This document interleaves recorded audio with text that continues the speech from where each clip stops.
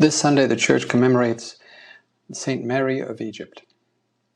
And those of you who know the story know how moving and powerful it is. And it's one that we should be reading this time in our journey to Great Lent to refresh our minds and hearts about the amazing transformative power of God that was witnessed in the life of Mary. The story takes place many centuries ago. It is a true story. And the person telling the story, Sophronius, talks also about the other person in the story, and that his name was Elder Zosima. Elder Zosima is a monk who is struggling in the ascetic life and trying to attain spiritual growth and development, and he does quite a bit grow in his faith and holiness, and even to the point where an angel appears to him. But he has this lingering thought, is there someone more holy than I? And how does that person achieve that kind of holiness? So this is how the story starts up, and then he ends up meeting Mary in the middle of the desert, and he's shocked at her appearance, and she then begins to tell him what she's doing out there. And then the story takes on the truer meaning of repentance and the power of God, and how the most wretched, most depraved kind of sinful life involving the body and mind of a person, how that can be completely transformed, and how God can use that same body, that same mind, through the free will of that person to achieve holiness and sanctity. This is what we see in Mary of Egypt.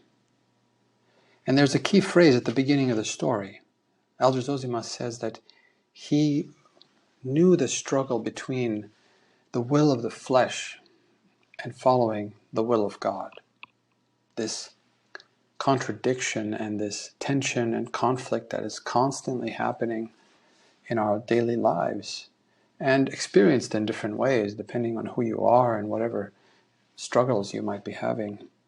There is the will of God and the Spirit of God that my soul is being attracted to, and then there's the will of the flesh and the will of the world around me that is attracting my body. And that war is constantly going on even within myself, and the outside world around me is certainly not helping at times. And so for this reason, Mary goes into the desert. But even though she's in the desert, the world is still in her mind. And then she struggles for years and years and years to be cleansed and to be purified. It's a wonderful story, and I heartily encourage you to read it. There's a link at the end of the video where you can read the entire life of St. Mary of Egypt that we commemorate this Sunday. Again, it's a story of how through our bodies and minds we can either fall into the greatest sins and live a life very far from God, or how we can use that same body, that same mind, to direct our will and our whole life to Christ, and how that causes us to go from the depths of sin to the heights of holiness by our effort, by our ascetical practices, by our self-denial and self-control, which God then responds to with His grace, with His forgiveness, with His strength for us to endure and continue this struggle. This is at the heart of what Christianity is about. It is about struggling towards Christ, to union with Him, towards perfection and purification of our hearts and souls. And it is something we do out of love for Him. And this is the love that Mary had. And there's also a very special role of the Mother of God, the Theotokos, in this story, which you will also find out as you read.